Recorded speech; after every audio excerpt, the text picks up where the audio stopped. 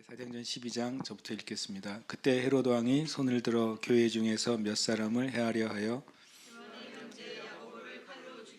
유대인들이 이 일을 기뻐하는 것을 보고 베드로도 잡으려 할세. 때는 무교절 기간이라.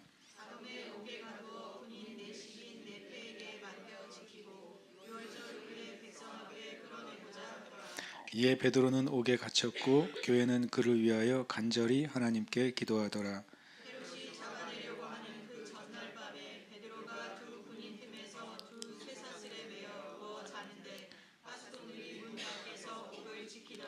호련히 주의 사자가 나타나매 옥중에 광채가 빛나며 또 베드로의 옆구리를 쳐 깨워 이르되 급히 일어나라 하니 쇠사슬이 그 손에서 벗어지더라.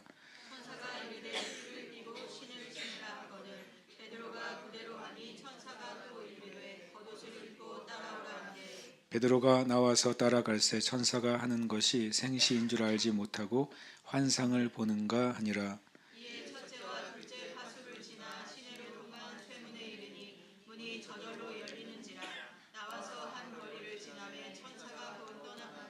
이에 베드로가 정신이 들어 이르되 내가 이제야 참으로 주께서 그의 천사를 보내어 나를 헤롯의 손과 유대 백성의 모든 기대에서 벗어나게 하신 줄 알겠노라 하여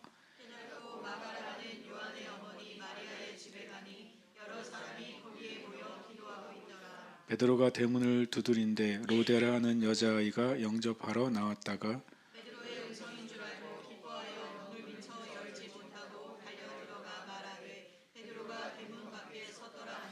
그들이 말하되 네가 미쳤다 하나 여자아이는 힘써 말하되 참말이라 하니 그들이 말하되 그러면 그의 천사라 하더라.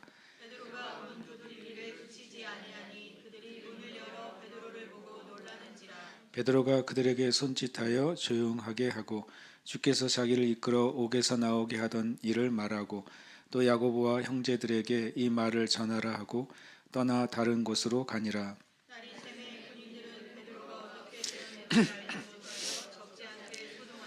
헤롯이 그를 찾아도 보지 못하매 파수꾼들을 신문하고 죽이라 명하니라.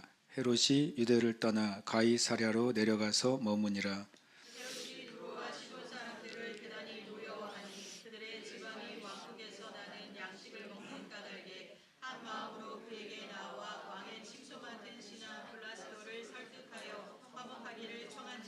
헤롯이 나를 택하여 왕복을 입고 단상에 앉아 백성에게 연설하니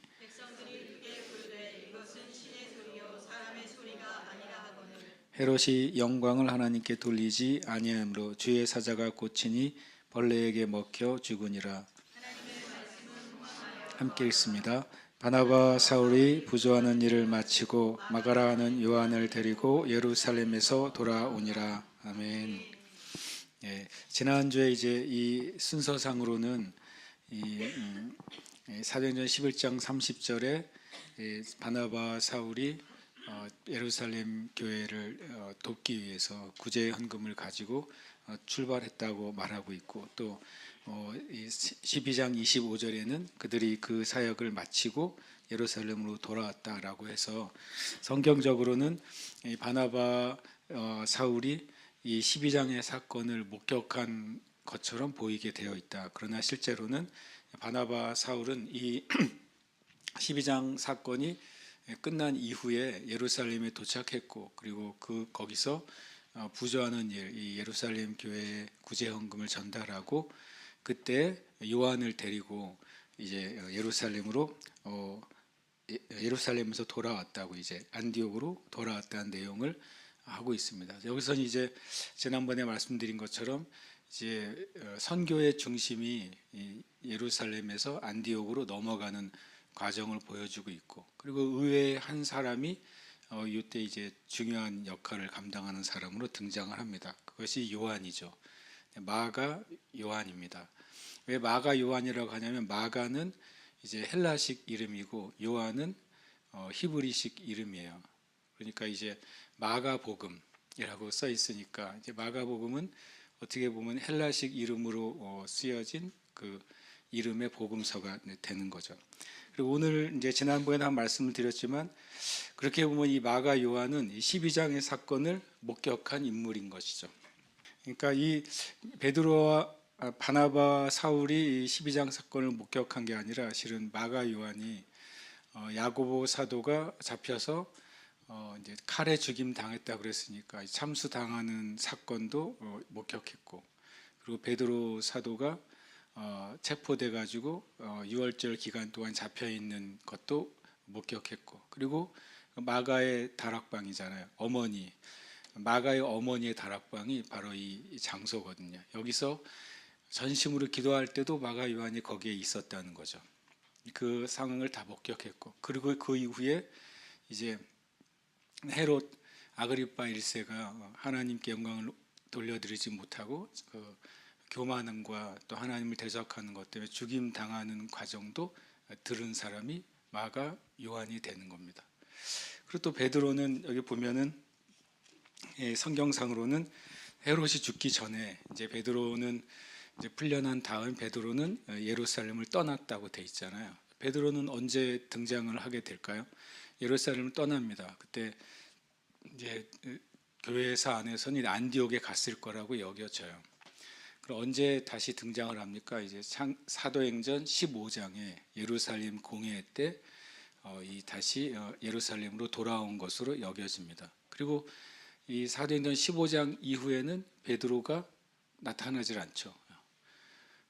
사도행전 28장까지 베드로의 이름이 사도행전에서는 나타나지 않습니다. 그러니까 이 12장, 13장을 지나면서 이제 선교의 중심이 예루살렘에서 안디옥으로, 수리아 안디옥으로 이렇게 북쪽으로 옮겨지고, 그리고 선교의 중심 인물도 이제 베드로 중심에서 이제는 사울과 또 바나바 같은 2세대의 사도들로 이제 옮겨지는 과정이 되죠. 지난주에 말씀드린 것처럼 예루살렘 선교가 잘못돼서가 아니라 예루살렘 선교가 가득 찼기 때문에 이제는 그 다음 방향으로 하나님께서 성령을 통해 확장시키신 사건이라는 말씀을 드렸습니다. 여기 이제 12장 1절에 이 사울의 그 박해가 일어난 것과 다른 차원의 박해가 시작이 되죠. 사울의 박해는 신학적이거나 신앙적인 원인에 대해서 박해가 일어났잖아요. 사울 개인이 이 유대교에 아주 심취한 바리새인이고, 그래서 그것에 열심인 사람이 봤을 때 예수를 믿는 이들은 이제 일종의 이단으로 보이게 됐고, 또 그들이 유대교와 유대교의 전통을 또 심지어는 구약의 말씀을 거부한다고 생각했기 때문에 이 사울이 그리스도인들을 박해하게 됩니다.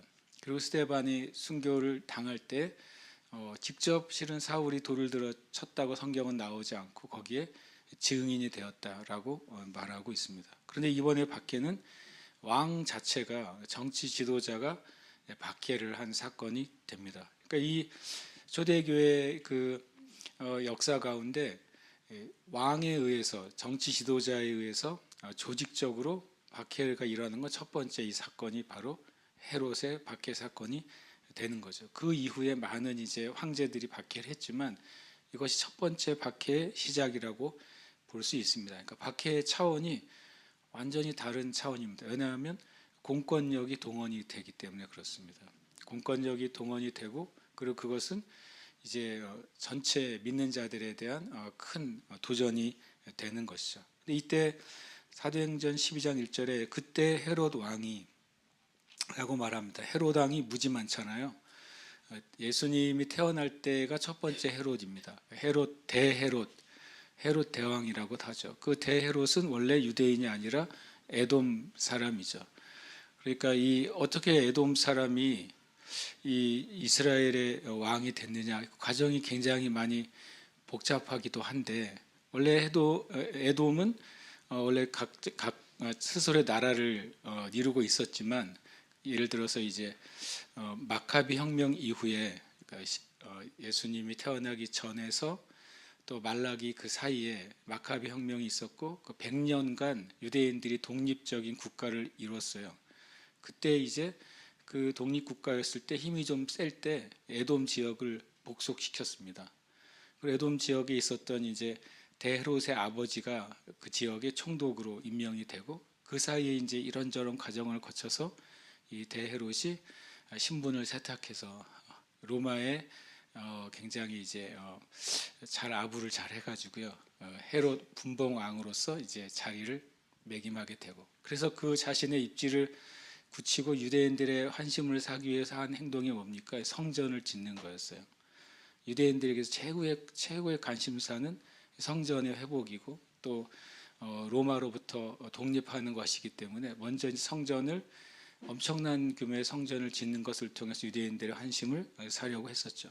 그 헤롯 가문이 성경 전체에 퍼져 있습니다. 무지하게 많이 퍼져 있는데, 그러면 이 사도행전 12장 1절에 이 헤롯 왕은 누구냐?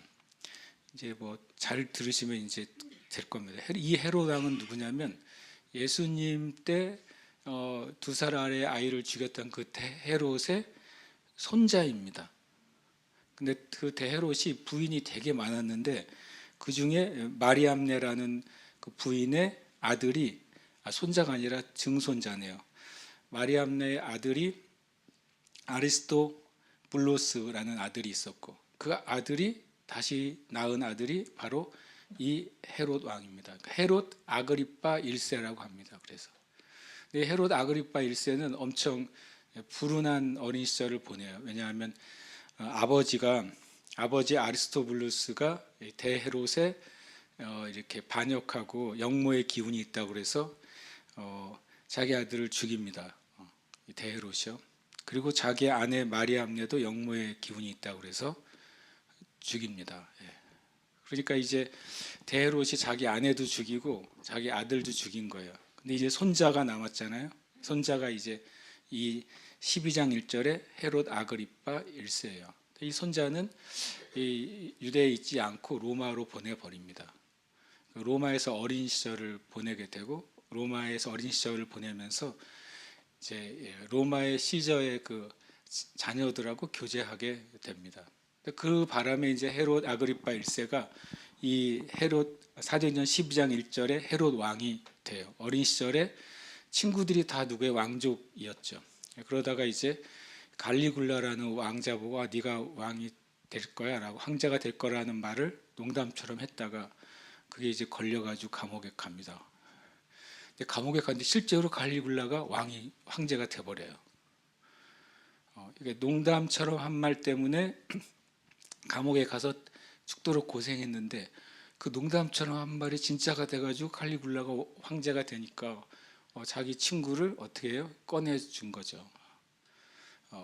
그리고 나서 이제 이쪽 유대로 다시 파견해서 일부 영역의 왕을 삼아 줍니다. 나중에 또 그 칼리굴라도 죽고 글라우디오라는 황제가 생기는데요.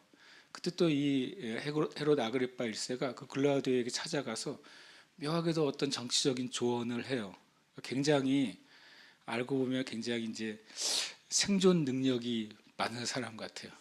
그래서 그 글라우디오 황제에게 조언을 해서 원로원을 잘 네가 컨트롤 해가지고 황제로서 그 지위를 유지하라고 해서 그렇게 해가지고 이 글라우디오 황제가 그 황제의 그 힘이 강해집니다. 그러니까 그것을 조언해준 헤롯 아그리파 1세에게 그 과거 할아버지가 가졌던 이스라엘 전체의 땅을 다 줘버립니다. 그러니까 이 사도행전 12장 1절 때 헤롯 왕은 이스라엘 전체에 실은 왕이었던 상태였습니다. 그러니까 이제 정치적으로는 지금 제일 잘 나가던 시즌이죠. 그리고 또 이 정치력을 또 공고히 해야 될 그런 정치적인 목적이 있었던 사람이에요. 그러니까 어린 시절에는 아버지 죽고 할머니가 죽었어요. 할아버지에 의해서. 정말 어린 시절을 보내고 홀홀단실 로마에서 인생을 살아가면서 정말 뭐라 그럴까, 생존을 위한 투쟁을 했던 사람. 그리고 다시 이제 왕이 됐지만 결국에는 이 전체를 다스리면서 그 어렵게 왕이 된 사람은 어떤 마음을 늘 갖겠어요? 자신의 지위가 공격을 받거나 잘못될까 봐 하는 그런 늘 불안감에 있잖아요. 그러니까 독재를 하는 사람일수록 마음엔 더 많은 불안감이 있는 것이죠. 여기가 엄청 또 복잡해요. 그 다음에 이제 이 헤롯 아그리파 1세가 자녀를 낳는데요. 성경에 이제 나오는 중요한 인물들이 다 헤롯 아그리파 1세의 자녀들이에요. 네 남매를 낳습니다. 그래서 버니게, 마리암네, 드루실라, 아그리파 2세. 이 버니게는 많이 들어보셨는데 버니게는 사도행전에 나오는 총독 벨리스의 아내입니다. 그리고 나중에 이제 아그리파 2세는 사도 바울이 가이사랴에 2년 갇혀 있을 때 마지막으로 이제 신문을 당하잖아요. 그때 아그리파 2세가 등장을 하죠. 근데 아그리파 2세가 등장할 때 신기하게도 벨리스의 아내였던 버니게와 같이 등장해요. 누나와 같이 나타납니다. 왜 그런 일이 발생하냐면 이 총독의 사도행전에 나오는 그 벨리스의 아내였던 버니게가 벨릭스가 죽어요, 일찍. 그래서 과부가 되는데 그 과부가 된 누나를 아그리파 2세가 같이 사는데 아내처럼 데리고 삽니다. 그래서 사도행전 뒤에 보면 사도 바울 신문하러 올 때 둘이 엄청나게 꾸미고 나타났다고 성경엔 말씀하고 있어요. 그러니까 굉장히 집안 자체가 굉장히 엉망인 거죠, 영적으로. 그리고 굉장히 음란하고 그런 집안이 됐습니다. 헤롯이 주님을 대적했으니까 그 집안 자체가 정치적으로는 많은 권력을 얻었지만 결국에는 하나님을 대적하는 집안이 되어 버리죠. 어쨌든 이 헤롯 왕이 손을 들어서 교회 중에 몇 사람을 해하려고 합니다. 헤롯 이 아그리파 1세의 이 핍박의 목적은 순전히 정치적인 목적이었어요. 근데 신기하게도 제가 사울도 교회를 핍박하잖아요. 근데 그것은 잘못된 신앙과 잘못된 지식 때문이었어요. 근데 하나님은 그 사울을 회심시키시잖아요. 그를 바꿔서 그가 잘못된 종교적, 잘못된 신앙적, 잘못된 신학적인 그 열정을 바꾸셔서 오히려 하나님 나라의 사도로 사울을 사용하십니다. 사도 바울이 되게 하시잖아요. 그런데 반대로 헤롯 아그리파 1세는 자신의 그리고 육적인 정치적인 목적으로 교회를 박해했어요. 그때는 어떻게 하셨습니까? 심판하십니다. 근데 과거의 기독교 역사 가운데도 그런 일들이 많이 일어납니다. 이렇게 잘못된 종교적 열심이나 신학적인 열심이나 잘못된 신앙적인 지식으로 하나님을 반대했던 사람도 하나님이 많이 바꾸십니다. 많이 바꾸셔서 그 오류를 바꾸시고 오히려 그 열정들을 하나님을 위한 일로 사용하신 예들이 굉장히 많습니다. 그러나 반대로 이 정치적인 목적 그리고 하나님을 정말 대적하는 목적으로 박해한 박해자들은 역사 가운데 다 심판을 받습니다. 그것이 참 그래서 우리가 정치 지도자들을 위해 기도해야 될 이유 중에 하나가 많은 정치 지도자들이 자신의 정치적인 목적으로 최후의 수단으로 실은 교회를 박해하게 됩니다. 이것도 해보고 저것도 해보고 안 되다가 결국에는 그런 모든 이슈를 한쪽으로 이제 쏠리게 하는 방법 중에 하나가 교회를 탄압하는 것입니다. 저는 이제 두렵지만 그런 목적으로 교회를 탄압했던 정치 지도자들은 다 두려운 심판을 받았어요. 실제로요. 지옥에 가는 심판이 아니라 이 세대에 있는 동안에 두려운 심판을 받습니다. 많은 독재자들이 하나님을 대적하는 독재자들이 그 말년이 굉장히 불행하고 참혹했다는 사실을 우리가 많이 보게 되는 것입니다. 그래서 때때로는 우리나라의 정치 지도자들을 위해서 기도해야 돼요. 하나님을 대적하고 교회를 박해하지 않도록 기도해야 됩니다. 왜냐하면 거기에는 하나님의 두려운 심판이 늘 있어 왔기 때문에 그렇습니다. 이 헤롯 아그리파 1세는 이제 유대인의 환심을 사기 위해서 그리고 자기의 정치적인 입지를 강하게 하기 위해서 어떤 일을 하냐면 요한의 형제 야고보를 칼로 죽입니다. 2절에 보니까 베드로, 요한, 야고보 이 세 명은 어떻게 보면 예수님이 이 땅에 계셨을 때에도 가장 중요한 핵심적인 제자들이었잖아요. 그 중에 이제 야고보를 칼로 죽였다. 이 말을 이제 참수했다는 말로 여겨집니다. 실은 엄청난 대사건이죠. 굳이 표현하면 스데반 집사님이 순교했을 때에는 그냥 유대교 안에 일어난 사건이었어요.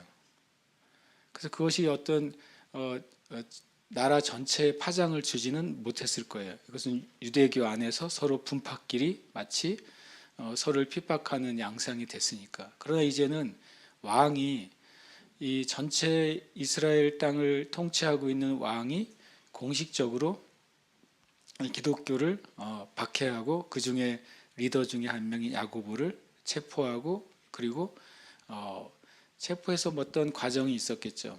그리고 나서 살해한 겁니다. 제목이 뭐였을까 굉장히 궁금합니다. 제목이 안 나타나요, 여기에는. 그러니까 실은 무엇인가 죄를 뒤집어 씌웠다는 소리입니다.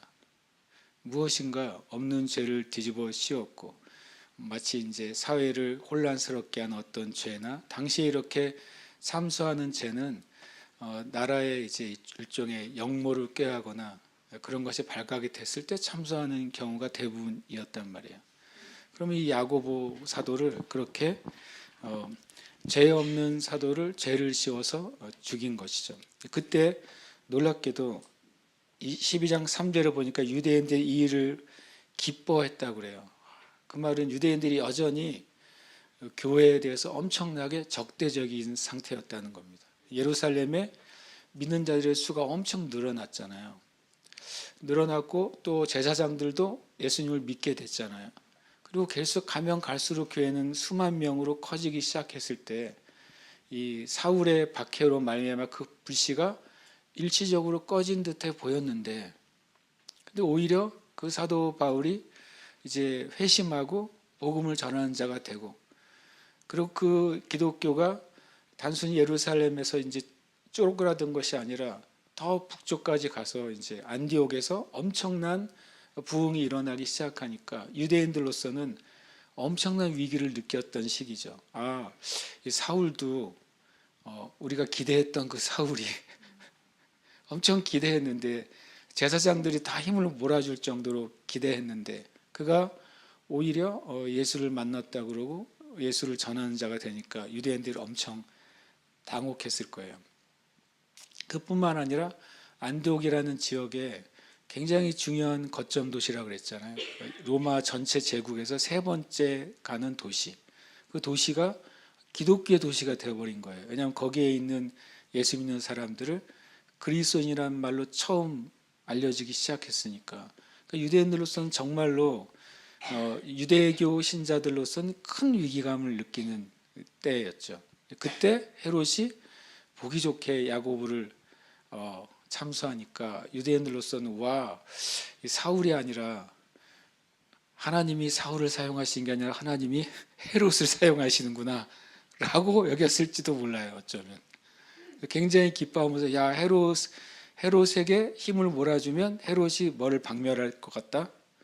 기독교를 박멸해 주겠다. 만약에 역사 가운데 항상 교회가 어떻게 박해를 당했습니까? 이런 구조인 거죠. 마치 유대인과 같은 어떤 집단이나 흐름이 교회를 대적하려고 할 때 누구를 통해서 합니까? 국가 지도자를 통해서 하는 것입니다. 마귀가 그렇게 하는 것이죠. 마귀가 항상 표면적으로는 정치적인 상황이고 표면적으로는 사회적인 문제이지만 그러나 내적으로는 마귀가 하나님의 교회와 또 성도를 박해하는 일이 일어나는 것이죠. 뒤에 보시면 좀 이제 읽다가 하고 헷갈리는 사람이 가끔 있습니다. 예를 들어서 17절 한번 보세요. 17절.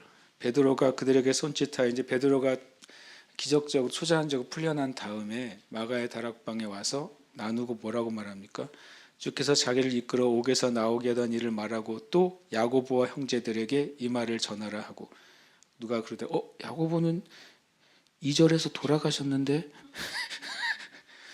라고 하는 사람은 그래도 정신 차리고 읽은 사람이고 야고보가 또 등장했는데도 아무 감동이 없이 지나가는 사람은 2절을 안 읽었으나 읽지 않은 사람인 거죠. 야고보가 같은 장에 한 야고보는 돌아가시고 한 야고보는 베드로가 메시지를 남긴 사람이 되잖아요. 앞에 야고보는 누굽니까? 12제자 중에 12사도 중에 야고보이고 2절에 17절에 또 야고보와는 누굽니까? 예수님의 형제 야고보 있죠. 동생. 예수님의 육신의 동생 야고보 사도가 되는 겁니다. 그러니까 이때부터 이미 예수님의 동생 야고보 사도는 예루살렘 교회 지도자 역할을 하고 있었다는 사실을 우리가 이제 볼 수 있게 되는 거죠. 그리고 이제 12장 3절 다시 보겠습니다. 이 유대인들이 이 일을 기뻐하는 것을 보고 이 헤롯 아그리파 1세가 야, 이것이 내 정치적인 입지를 더 공고히 할 수 있는 기회가 되겠다. 왜냐하면 항상 이제 유대 지역을 다스리는 로마 제국으로서는 하도 유대인들이 말썽을 많이 일으키니까 이게 제일 큰 문제였거든요. 말 안 듣는 민족, 유대인들. 근데 그들을 만약 헤롯이 이렇게 잘 통솔할 수 있으면 헤롯은 자기의 정치적인 입지를 훨씬 더 공고히 할 수 있는 것이죠. 그러니까 이제 헤롯이 이것을 보고 이제 베드로도 잡아 죽이자. 이제 베드로까지 죽이면 실은 이제 기독교의 모든 리더들을 제거할 수 있게 되고, 그러면 이제 기독교는 힘을 잃게 되고, 그러면 이제 유대인들이 다 나에게 표를 주게 될 것이다. 그러면 로마로부터 유대 지역을 굉장히 평안하게 다스린다는 평가를 받는 거죠. 참 이 악한 정치인들이 가지고 있는 생각은 놀랍게도 사람들의 평안이나 안녕이나 생명이나 복지와는 상관이 없다는 사실을 지난 수천 년간의 역사를 통해 우리가 알지 않습니까? 헤롯 아그리파도 동일한 것이죠. 그러면서 베드로도 잡으려 할 수 이때는 무교절 기간입니다. 잡음해라고 말했으니까 무교절이 시작되는 날이나 무교절이 시작된 지 얼마 안 됐을 때 잡힌 것 같습니다. 무교절은 7일 동안 이어지잖아요. 그리고 이제 무교절이 끝난 다음에 죽이려고 했다고 했으니까 사도 베드로가 하루만 갇혀 있었던 것이 아닐 가능성이 큽니다. 여러 날을 갇혀 있었을 것이고, 그리고 이 말씀에 의하면 이 성도들은 모여서 기도했다고 그랬어요. 그럼 성도들도 하루 이상 며칠 정도를 기도했을 가능성이 큽니다. 그러나 이 날을 특정하지 않았기 때문에 무교절 기간 7일 기간 안에 두 사건이 일어난 거죠. 두 사건은 잡히는 사건과 초자연적으로 풀려나는 사건이 다 같이 일어났다고 볼 수 있습니다. 그리고 4절에 보니까 잡음에 옥에 가두어 군인 4씩 4패에 맡겨 지키고 6월절 후에 백성 앞에 끌어내고자 하더라 그랬습니다. 4패씩 4명이니까 16명이죠. 16명이 동시에 지켰냐 그것이 아니라 4개 조가 돌아가면서 지켰다는 것을 알 수 있습니다. 보통 이 로마 군인들이 지킬 때 3시간씩 지켰다고 그럽니다. 4개 조가 3시간씩, 그러니까 밤을 만약에 12시간이라면 4조가 3시간씩 돌아가면서 12시간을 지키게 되는 거죠. 그리고 2명은 바로 이제 제수의 옆에서, 2명은 밖에 이제 가드에서 지키게 됩니다. 그러니까 실제로 사도 베드로가 잘 때는 2명이 주변에 있었을 것이고, 그리고 이 옥 밖에 문에 또 2명이 지키고 있었을 것입니다. 그런 상황 가운데 이제 사도 베드로가 이제 갇혀 있는 겁니다. 그러니까 실은 베드로는 이렇게 개인인데 이렇게 마치 중죄인처럼 16명이나 되는 로마 군인이 지켜야 되는 이유가 뭘까요? 왜 그랬을까요? 베드로는 전력이 하나 있어요. 탈옥의 전력이 한 번 있거든요. 탈옥을 했잖아요. 사도행전 5장에 보면 가둬놨는데 다음날 사라졌어요. 가서 성전에서 또 말씀을 전하잖아요. 그러니까 신출기몰한 베드로예요. 예를 들어서 그들의 이제 기록에 의하면 베드로 한 다음에 그 나사렛 예수의 그 새로운 종교의 우두머리, 그다음에 탈옥한 전적이 있음. 너 어떻게 탈옥했는지는 아무도 모름. 그러니까 엄청 긴장하지 않았겠어요. 나중에 헤롯이 이 14명을 죽이잖아요. 16명을 죽이잖아요. 왜 죽입니까? 로마 법에 의하면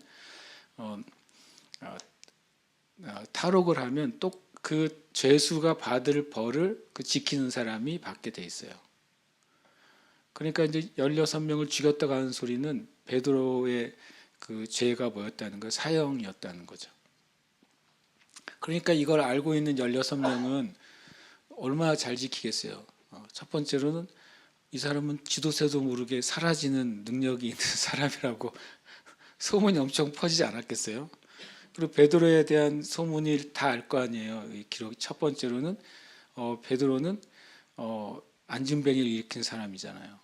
베드로가 한번 설교하니까 3,000명, 5,000명 신도가 늘어나는 엄청난 파워풀한 사람이잖아요. 베드로는 죽은 사람도 살렸다는 소문도 들리잖아요. 베드로의 그림자만 지나가도 사람들이 취업한다는 소식이 들리잖아요. 이 로마 군인들의 입장에서 보면 이 베드로는 정말 엄청난 죄인인 거예요. 그리고 엄청난 중요 인물인 거예요. 그러니까 엄청 신경을 써서 반드시 지켰을 것입니다.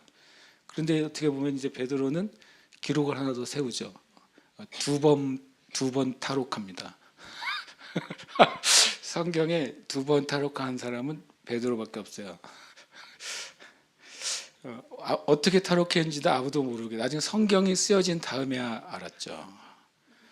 그때는 미스테리입니다. 어떻게 베드로가 탈옥했는지 아무도 모르잖아요.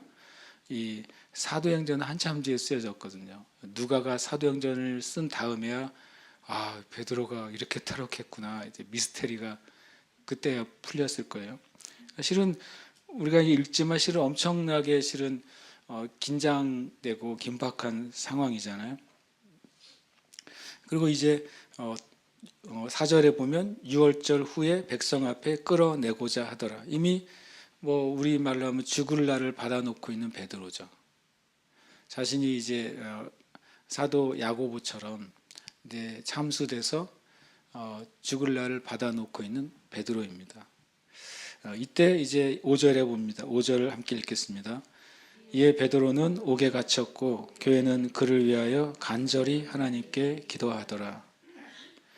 이 5절은 참 초대 교회가 참 미약해 보이는데 하나님의 영이 역사하는 또 역사할 수 있는 초대 교회의 상태는 뭐였냐면 정말 간절한 기도예요. 정말 간절한 기도. 이 사도 야고보가 순교됐죠. 그리고 나서 베드로도 잡혔을 때 이들이 뭐라고 기도했을까요? 참 신기해요. 저는 이제 나오게 주시옵소서라고 기도했을까? 이런 생각을 해봤어요. 나오게 주시옵소서라고 기도했으면 베드로가 나왔을 때 할렐루야 그랬을 텐데 성경에 보니까 충격을 받았다라고 돼 있어요. 아니 나왔으면 할렐루야 해야지 충격을 왜 받아요? 그래서 제가 무슨 생각했냐면 그러지 않을 수도 있어요. 물론 기도할 때 주님 이 사도 베드로를 주님께서 자유케 해달라고 기도했을 수도 있어요. 근데 또 한편으로는 사도 베드로가 주님을 위한 순교를 잘 감당하도록 기도했을지도 몰라요. 왜냐하면 초대교회 성도들은 살고 죽는 것이 그들에게 이슈가 아니었잖아요. 더 잘 살고 더 오래 살고 그게 초대교회 성도들의 그 신앙의 그 이슈가 아니라 예수님을 위해 어떻게 살고 예수님을 위해 어떻게 죽느냐가 신앙의 이슈였잖아요. 그래서 전 기도할 때 이분들이 뭐라고 기도했을까? 주님 오늘 밤에 꺼내 주시옵소서라고 기도했을까? 아니면 사도 야고보가 하나님의 영광 가운데 순교한 것처럼 사도 베드로도 그것을 잘 감당할 수 있는 은혜를 달라고 기도했을까? 저는 모르겠어요. 저는 모르겠지만 어쨌든 초대교회 성도들이 하나님의 영이 역사할 수 있는 초대교회의 상태는 진짜 함심해서 간절히 기도했다는 것입니다. 간절히 기도하는 것이 사도 베드로가 갇혀있는 그 날만큼 기도했다는 것입니다. 동일한 성령 안에서 사도 베드로는 그 옥 안에서 분명히 교회와 성도들을 위해 기도했을 것입니다.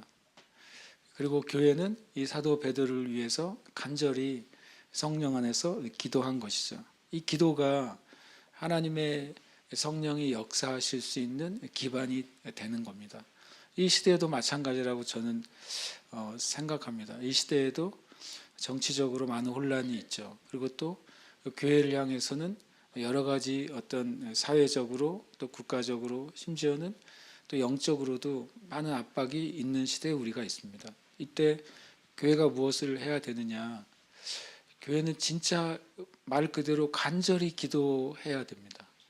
간절히 기도합니다. 함께 모여서 간절히 기도합니다.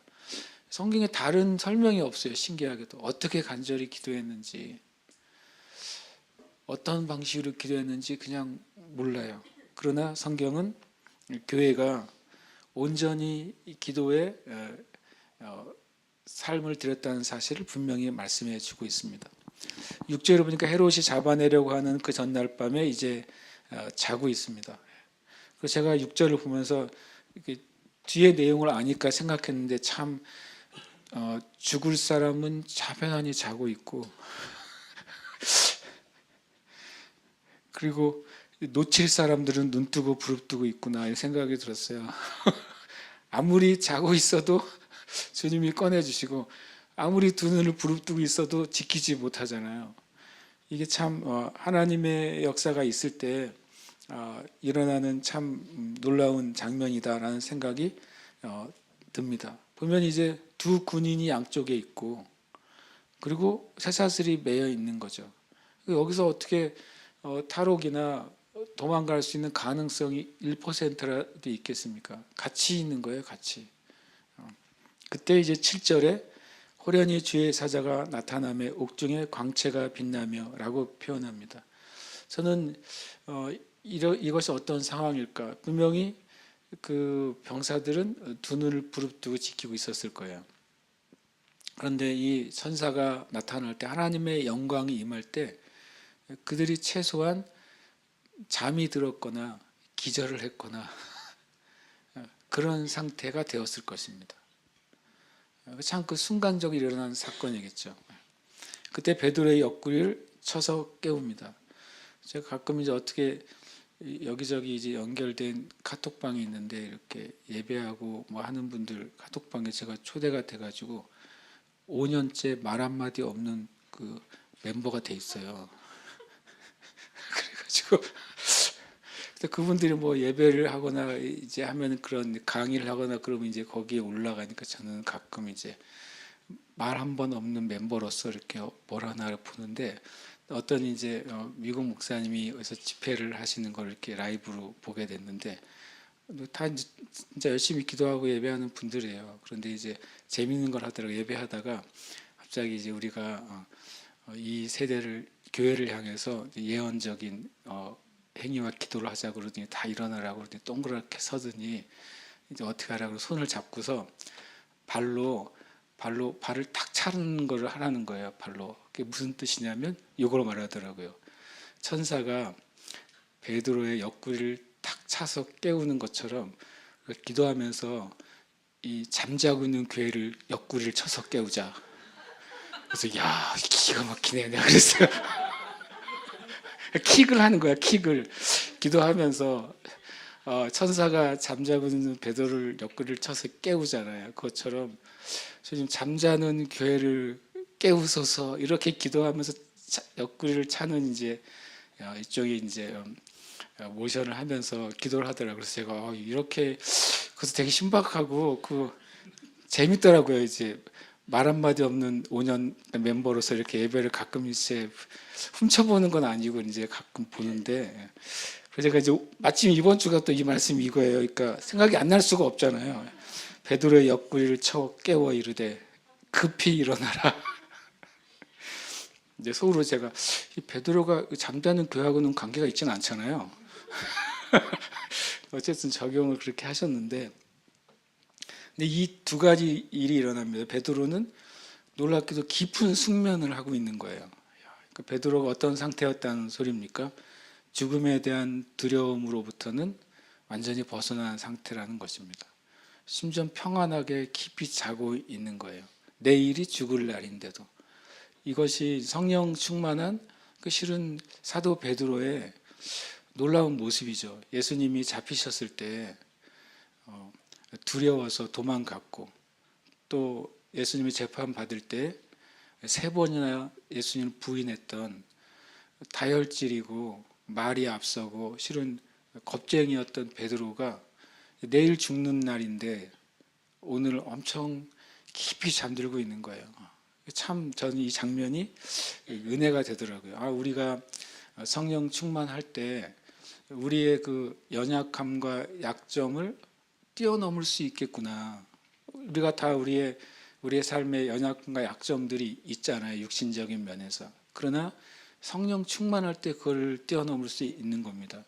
우리가 물론 또 인격적으로 훈련을 하고 또 삶을 자기를 더 노력해가지고 더 나은 어떤 인성이나 성품이나 그것을 개발할 수 있죠. 그러나 근본적인 우리의 성품 안에 있던 어떤 연약함들은 성령 충만할 때 극복할 수 있다는 사실을 제가 보게 됐어요. 천사가 깨워도 잘 안 일어나는 수준으로 잠을 자는 거죠. 그때 천사가 급히 일어나라 하는 순간에 쇠사슬이 벗겨져요. 정말 놀라운 장면이잖아요. 자고 있는데 옆구리를 툭툭 치면서 일어나라고 할 때 그때 베드로가 이렇게 잠에서 깰 때 쇠사슬이 풀어져 있고 그리고 양옆에 있던 그 군인들은 놀랍게도 이 상황을 인지를 못하는 상태에 있는 거예요. 정말 초자연적인 상황이죠. 천사가 또 말합니다. 띠를 띠고 8절에 신을 신으라. 근데 베드로가 또 그렇게 합니다. 베드로가 이렇게 아무 말 없이 하는 이유가 뭡니까? 뒤에 보면 9절에 보니까 이게 천사가 하는 것이 생시인 줄 알지 못한다. 꿈속에서 진짜 같은 꿈을 꾼다고 느낀 거예요. 진짜 같은 환상을 꾼다고 느낀 거예요. 우리도 꿈꾸다가 높은 데서 떨어지면 몸 움찔하잖아요. 전 꿈속에서 울면 실제로 울었던 적도 있어요. 꿈속에서 엄청 울면서 깼는데 실제로 막 엉엉 울었대요. 옆에서 본 사람이 저보고 왜 자다가 우냐고 그러더라고요. 나는 꿈속에서 울었는데 그러니까 이 생시와 꿈이 이제 분간이 아닌 것처럼 베드로가 느껴진 거죠. 그리고 또 천사가 8절에 따라오라 그러고 베드로는 이게 이제 꿈속에서 환상을 본다고 생각하고 따라갑니다. 그리고 10절에 보니까 첫째와 둘째 파수를 지나 거기에도 지키고 있던 이들이 있었을 텐데 두 가지 기적이죠. 지키고 있던 이들이 이 천사와 베드로를 보지 못하고 있는 것이고 두 번째는 지키고 있던 그들이 있었음에도 불구하고 문이 열려 있었다는 것이죠. 실은 뭐 많은 이런 역사들이 역사 가운데 있었겠지만 제가 이제 글로 읽어본 것 중에는 하늘에 속한 사람이라는 책이 있잖아요. 중국의 윈 형제에 대한 신앙의 어떤 글을 기록한 책, 한 2000년대 초반에 나왔던 책이죠. 그 책에 보면 그 윈 형제가 중국의 가장 제일 이제 큰 감옥, 역사상 한 번도 탈주범이 없었던 감옥이래요. 그 감옥에 이제 윈 형제가 이제 예수님 믿는 것 때문에 들어갔고 거기서 제가 오래돼서 모르겠는데 80일인가 90일인가는 금식합니다. 그러니까 정말 초자연적인 금식을 하죠. 고문 당하면서 80일인가 90일을 금식하고 그 금식의 거의 끝인가요? 금식이 지난 다음에 주님이 일어나라고 해서 일어나고 그냥 옥문이 열려 있어요. 열려서 가는데 분명히 간수가 앉아 있는데 자기를 못 보는 거예요. 계속 모든 문이 열립니다. 그 감옥에서 실제 이제 책에 보면 그리고 감옥에 나왔는데 이제 감옥 전체에 나가는 그 정문하고 정문 사이에 큰 운동장이 있어요. 그 운동장을 지나가면 모든 그 지키는 사람들이 다 볼 수밖에 없는 그 자리잖아요. 근데 거기를 그냥 이 윈형제가 가로질러서 걸어가는데 아무도 제재를 안 하는 거예요. 그리고 정문까지 갑니다. 정문도 열리는 거예요. 마치 베드로 같은 똑같은 일이 20세기에도 일어났어요. 중국에서요. 그래서 정문을 열고 나가서 서 있습니다. 그래서 어떻게 해야 될지를 몰라가지고 윈형제가 그랬더니 어떤 오토바이가 옵니다. 책에 보면 그래서 타라 그래요. 그래서 타요. 타고서 어디로 가게 되면 독일로 가게 돼요. 독일로 갔다가 하와이 그 열방대학 코나 베이스에서 사역하고 지금 어디 계신지 모르겠어요. 그 책을 보면서 야 진짜 사도행전 12장의 일이 20세기에도 일어났구나라는 것을 그때 읽으면서 놀랐는데 실은 이 일이 더 놀라운 일이죠. 2000년 전에 이런 놀라운 일이 일어났으니까요. 그리고 이제 10절에 보니까 문이 저절로 열리고 나와서 한 거리를 지나면 천사가 떠납니다. 떠나간 다음에야 11절에 보니까 베드로가 정신이 들어서 내가 이제야 참으로 주께서 그의 천사를 보내어 나를 헤롯의 손과 유대 백성의 모든 기대에서 벗어나게 하신 줄 알겠노라 라고 합니다. 정말 놀라운 초자연적인 기적이죠. 가만히 보면 사도행전에서 가장 초자연적인 삶을 살았던 사람이 베드로입니다. 첫 번째로 가장 초자연적인 오순절 첫 번째 역사에 참여했죠. 그리고 다른 나라 언어로 하는 방언을 경험했죠. 그리고 성령에 의해서 한 설교가 3,000명, 5,000명이 회심했죠. 그리고 예수님의 이름으로 선포할 때 평생 한 번도 걸어보지 못한 안진뱅이가 일어났죠. 죽은 사람을 살렸어요, 베드로는요. 그리고 하나님 기도할 때 환상이 열리고 하나님이 직접 말씀하셨어요, 베드로는요. 그러니까 실은 사도행전에서 우리가 이제 사도 바울이 이제 이후에 등장하니까 사도 바울이 가장 초자연적인 삶을 살았던 것 같잖아요. 사도 바울의 사역에서는요, 이런 기적이 많이 나타나진 않아요. 오히려 엄청 고생해요, 사도 바울은요. 고생하고 물론 기적이 있지만 이런 식의 기적이 아니에요. 그 심지어 사도 바울은 그 옥문이 열리는 놀라운 기적이 있었지만 나가진 않아요. 베드로가 엄청 초자연적인 삶을 살았다는 사실을 제가 다시 한번 깨닫게 돼요. 와, 진짜 초자연적인 사도 중에 사도였구나라는 생각을 갖게 됩니다. 그리고 베드로가 이제 12절에 마가란 요한의 어머니 마리아의 집에 가니 여러 사람이 거기에 모여서 기도하고 있더라라고 합니다. 그리고 우리 아는 것처럼 이제 베드로가 대문 두드리니까 로데라는 여종이 나왔다가 너무 깜짝 놀래가지고 안 열어주고 들어갑니다. 이것도 정말 재밌어요. 너무 놀란 거예요. 너무 이 문을 열어줄 생각을 못할 정도로 너무 놀란 거죠. 그러니까 제가 다시 말하지만 과연 초대교회 성도들이 베드로를 풀어주세요라고 기도한 게 맞나 생각이 드는 거예요. 풀어주세요라고 맨날 몇씩 기도했는데 베드로가 문을 두드리면 진짜 할렐루야 하고 열어줬을 것 같은데 그건 미스테리예요. 모르겠어요. 나중에 가서 물어보려고요. 이거는 알 수가 없어요. 어쨌든 왜냐면 너무 놀라거든요. 베드로가 살아난 것이 기대 밖이었는지 아니면 이럴 줄은 몰랐다는지 하여튼간 아니면 이럴 줄 몰라고 기도했으면 믿음 없이 기도했나? 그건 아니잖아요.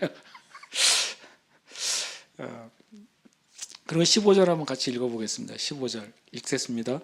그들이 말하되 네가 미쳤다 하나 여자는 힘써 말하되 참말이라 하니 그들이 말하되 그러면 그의 천사라 하더라.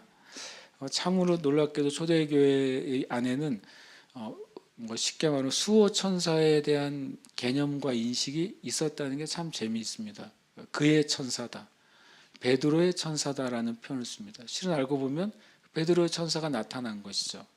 그 베드로의 천사가 사도 베드로를 자고 있는 사도 베드로 옆구리를 쳤고 그를 깨웠고 그를 풀어내는 일을 한 거죠. 히브리서 1장 13절 말씀처럼 천사는 섬기는 영으로서 구원받을 상속자들을 위해 섬기라고 보낸 영이다라고 말씀한 천사. 그러니까 베드로의 천사가 어떻게 보면 맞다고 볼 수 있습니다. 그런데 그들은 이제 15절은 재밌는 표현이죠. 그의 천사일 거야. 그 말은 뭐냐면 베드로는 죽을 거고 그의 천사가 우리를 위로하러 온 거야 라고 생각한다는 개념이죠. 그런데 이제 로데가 아니라고 계속 얘기하고 문을 계속 두드리니까 이제 그들이 보고 놀랐다. 여기 놀랐다지만 원래 원어는 엄청난 쇼크를 받았다고 돼 있어요. 그러니까 정말로 어찌 보면 생각지도 않은 방식으로 생각지도 않은 시간에 하나님이 이 초대교회에 어떻게 보면 이제 표적을 보여주신 것입니다. 야고보는 순교함으로 하나님께 영광이 됐죠. 그러나 또 베드로는 하나님의 남은 사역이 있기 때문에 그를 초제한적으로 풀어 주셨다는 사실을 성경을 우리는 보게 됩니다. 누구는 순교당하고 누구는 풀어주느냐, 그런 개념이 아니라 야고보의 순교는 초대교회에 정말 놀라운 순교의 피로 흘려졌고, 그 피는 놀랍게도 하나님의 그 교회가 부흥되는 하나님의 역사가 되고, 지난주에 말씀드린 것처럼 야고보의 순교 이후에 실 어찌 보면 기근이 찾아왔고 헤롯 왕은 주님께 심판을 받게 됩니다. 또 야고보의 순교 이후에 오히려 교회는 흥왕하여 더 부흥하게 되는 거죠. 그래서 순교의 피는 절대 헛되지 않는다. 그렇게 보면 이 대한민국에도 많은 순교의 피가 있었고, 지금 현재 순교의 피가 흘려지는 땅은 대한민국이 예수 믿어서 순교당한 일은 지금은 없잖아요. 예수 믿는 것 때문에 억울한 일 당하는 경우는 있습니다. 예수 믿는 것 때문에 때로는 감옥에 갇힌 일도 가끔 대한민국에 있습니다. 그러나 순교 당하는 일은 아직 없잖아요. 그런데 북한은 순교 당하고 있어요. 북한은 순교의 피가 흘려지고 있습니다. 그래서 저는 하나님이 북한 땅에 반드시 순교의 피해에 대한 그 열매를 주실 거라고 믿습니다. 순교의 피는 결코 헛되지 않다고 계시록은 계속 말씀합니다. 그리고 순교의 피는 하나님의 징계와 심판을 반드시 불러옵니다. 성경이 그렇고 또 역사가 그렇다는 사실 우리가 보게 됩니다. 그리고 이제 17절에 보니까 베드로가 조용하게 하고 주님이 어떻게 행하셨는지를 그들에게 말합니다. 그러니까 이 예루살렘 교회가 얼마나 하나님의 역사를 눈으로 보고 듣고 믿음이 더 공고해졌겠습니까? 그리고서 야고보와 형제들에게 이 말을 전하라 하고 다른 곳으로 갑니다. 베드로가 왜 떠났겠습니까? 이제 베드로는 나왔지만 당연히 이제 헤롯 왕이 예루살렘을 샅샅이 수색하고 또 베드로가 예루살렘에 있다는 것이 알려지면 핍박이 멈춰지지 않을 거 아닙니까? 그래서 베드로는 교회를 위해서 떠나게 되는 것이죠. 그리고 18절에 보면 이제 베드로가 사라지고 군인들은 죽음을 당하고, 첫 번째 이제 왕의 핍박은 실패하게 됩니다. 그래서 유대를 떠나서 가이사라로 내려가죠. 예루살렘에서 가이사라까지 한 100km가 좀 넘는 거리라고 합니다. 거기를 가서 어떻게 보면 쉬러 갔는지, 아니면 거기에 이제 황제의 군대가 있으니까 그들과 관계를 잘 맺으러 갔는지 성경은 나와 있지 않지만 그때 내려가게 됩니다. 근데 이때 내려가게 된 것을 이제 그 요세푸스 역사가 요세푸스가 그걸 자세히 의외로 기록을 해놨습니다. 왜 내려갔냐면 그때 황제 글라우디오가 영국을 정벌하고 돌아옵니다. 그래서 그때 승리의 개선을 축하하기 위한 축제가 열리게 돼요. 어떻게 보면 그 축제에 참가하러 간 것이고, 그리고 축제 둘째 날에 있었던 사건이 사도행전 12장 21절의 사건입니다. 이것은 역사적인 기록이 남아 있는데 AD 44년에 일어났던 사건이죠. 그때 이제 헤롯이 나를 택하여 왕복을 입고 단상에 앉아 백성에게 연설합니다. 이때 이제 요세푸스가 역사가 요세푸스가 이렇게 기록을 남겨놨어요. 그거만 짧게 읽어드릴게요. 그 축제의 두 번째 날에 아그리빠 왕은 순은으로 짠 참으로 멋진 의복을 입고 새벽에 원형 극장으로 들어갔다. 새벽에 쫙 이제 은으로 짠 옷을 입은 거예요. 돈 엄청 썼어요. 그래서 위아래 다 양복인데 은으로 짰다고 생각해 보세요. 아주 은갈치도 아니고 이렇게 나왔을 거 아니에요. 근데 딱 새벽에 나간 거예요. 왜냐하면 그때 해가 뜰 때, 그러니까 온 태양의 빛이 이 옷을 통해 반사되니까 완전히 뭐 엄청난 이제 퍼포먼스를 보여준 거죠. 기가 막히게 퍼포먼스를 보여준 겁니다. 그러면서 그때 말을 하니까 사람들이 그 반짝임을 보고서 이 신이라고 이렇게 아첨하기 시작했습니다. 그때 이제 성경은 분명히 말합니다. 그때 헤롯이 영광을 하나님께로 돌리지 아니함으로. 저도 요세푸스 그 책을 고대사를 읽었는데 거기에 보면 더 많은 스토리가 있는데 아그리파 1세가 로마에 갔었다고 그랬잖아요. 로마에 가서 갈리굴라가 황제가 되면 좋겠어라는 말을 했다가 어줍지 않게 정치범으로 감옥에 들어가요. 그래서 거기서 이제 야, 난 여기서 죽겠구나 그러고 있는데 감옥 안에 같이 옆에 있던 다른 죄수가 나름 이제 점치는 사람이에요. 그래서 아그리빠를 보고서 너 잘 될 것 같은데라고 점을 쳐준 거예요. 그런데 뭐라고 말했냐면 그 책에 보면 정확히 기억은 못하는데 나중에 조심해야 된다. 네가 왕이 된 다음에 어떤 새를 얘기합니다. 어떤 새가 어느 가지에 앉았을 때 그때 어떤 일이 일어날 거야 라고 말을 한 거예요. 그 책에 보면 그렇게 나옵니다. 제가 정확히 문장을 오래돼가지고 기억을 못하는데 그러고 나서 이날 기록에 의하면 그 아그리빠가 이제 완설을 할 때 그 옆에 가지에 어떤 새가 딱 날아온대요.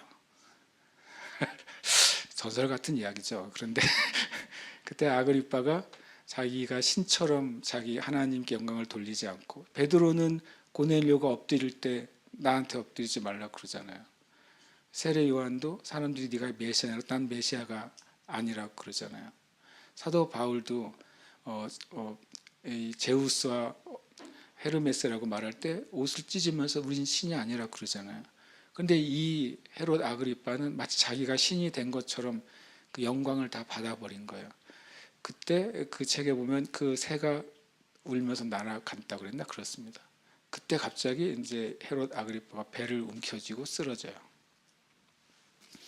그리고서 그것이 치유가 되지 못하고 54세에 그냥 갑자기 죽어버립니다.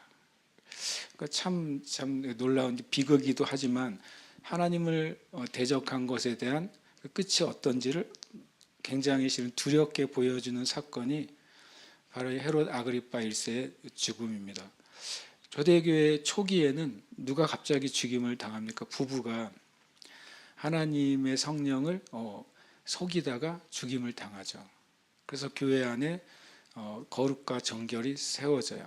그리고 이제 나중에 이 죽임을 당한 헤롯 아그리파 1세를 통해 하나님을 대적하고 하나님의 영광의 자리를 차지하는 일종의 어떻게 보면 마치 적그리스도와 같은 모습이잖아요. 이때 하나님이 얼마나 두렵게 심판하신지를 보여주는 두려운 장면이 되는 거죠. 24절 같이 읽겠습니다. 12장 24절입니다. 시작. 하나님의 말씀은 흥왕하여 더하더라. 아멘. 그러니까 이 말씀 나누고 기도하길 원합니다. 이 한글 성경에 없는 단어가 하나 있죠. 영어 성경에는 but이 들어가 있습니다. 그리고 실제로 원어에도 but이 들어가 있어요. 그러니까 12장 24절은 이건 꼭 집어넣으면 좋을 것 같아요. 그러나 하나님의 말씀은 흥왕하여 더하더라. 이것이 원래의 본문입니다. 누가가 이 말을 너무 하고 싶었던 거예요. 알고 보면 누가 사도행전을 기록할 때 이 장면을 아주 장황하게 기록하잖아요. 아주 길게 이 베드로가 어떻게 잡혔고 어떻게 나왔는지를 아주 서사를 쭉 기록합니다. 그러다가 그 일을 저지른 헤롯 아그리파 1세가 어떻게 하나님의 심판을 받았는지를 또 자세히 기록을 합니다. 그 목적은 뭐냐면 24절 때문에 그래요. 그러니까 헤롯이 야고보 사도를 죽였지만 또 사도 베드로는 핍박을 받고 예루살렘을 떠나야 됐었지만 또 예루살렘 교회는 사방으로 유대인들의 적대감 가운데 놓여 있었지만 예루살렘 교회는 핍박을 받고 또 당시 기근으로 인해서 가난 가운데 있었지만 그러나 하나님의 말씀은 꺾이지 않고 불이 꺼지지 않고 오히려 흥황하고 더했다. 누가가 이 말을 엄청 하고 싶은 겁니다. 이것이 하나님의 교회의 진짜 모습이고 성령에 온전히 의탁되어 있고 온전히 성령에서 기도하는 교회의 모습이라는 사실을 누가가 보여주는 것입니다. 지난주에 이어서 실은 같은 주제죠. 부흥의 조건이 무엇이냐? 그것은 정말로 전적으로 영적인 조건입니다. 교회가 성령 충만한 것이 부흥의 조건이고, 교회가 성령 안에서 한 영으로 깨어서 기도하는 것이 부흥의 조건인 것입니다. 그 외에 다른 어떤 조건이 교회의 부흥을 막거나 교회의 부흥을 회방하거나 또는 심지어는 하나님의 일을 꺼뜨릴 수가 없다. 그것을 사도행전 11장 12장이 정말 이제 웅변하고 있는 것이죠. 헤롯은 자기 일을 위해 연설하고 비참하게 심판을 받았지만, 오히려 이 사도행전은 하나님의 영이 역사하는 교회는 절대로 꺼지지 않는 불과 같다는 사실을 연설해 주고 있습니다. 함께 이 시간 기도할 때 저와 여러분이 잘 아는 것처럼 이 대한민국은 영적으로는 많은 도전에 있습니다. 정치적으로도 그렇고요, 교회 안에서도 그렇습니다. 사회적으로도 그렇고요. 제일 큰 영적인 도전은 뭐냐면, 교회가 교회 스스로를 향해서 우리가 문제가 있다고 말하는 것이죠. 교회가 교회 스스로를 향해서 부흥이 일어나지 않는다고 말하는 것입니다. 교회가 교회 스스로를 향해서 비판하고 욕하는 것입니다. 그러나 우리가 하나님의 영은 사도행전 12장에 역사하셨던 영과 저와 여러분 안에 계신 성령이 동일한 분이십니다. 그리고 주님 오실 때까지 동일한 성령이 우리와 함께 계시는 것입니다. 그래서 우리가 지난주에 이어서 같이 기도하고 싶습니다. 주님의 부흥은 교회의 영적인 조건 하에서 일어납니다. 우리가 성령 충만한 그리스도인, 성령 충만한 교회로 계속 그 자리를 지키게 해주시옵소서. 또 우리 자신이 기도의 불이 꺼지지 않는 그리스도인으로, 구약에서는 제단에 붙은 불을 끄지 말라 그랬습니다. 그 제단에 붙은 불은 번제를 위한 제단에 있는 불을 계속 제사장들은 계속 나무를 계속 더해서 꺼지지 않게 됩니다. 왜냐하면 언제 누가 번제물을 가지고 올지 모르니까. 그것은 마치 우리가 하나님을 향한 그 갈망이 꺼지지 않는다는 것을 말씀하고 있습니다. 그래서 이 시간 주님, 우리 자신이 성령 충만함을 늘 유지하게 해주시고, 우리 자신이 기도의 불이 꺼지지 않는 하나님, 그런 교회와 성도들이 되게 하여 주시옵소서. 그래서 주님, 부흥을 주시옵소서. 정말 하나님의 부흥의 불이 교회에 임하고, 하나님의 부흥의 불이 이 제주 가운데 임하고, 하나님의 부흥의 불이 대한민국 남북한 가운데 임하여 주시옵소서. 우리 간절히 합심해서 기도하겠습니다.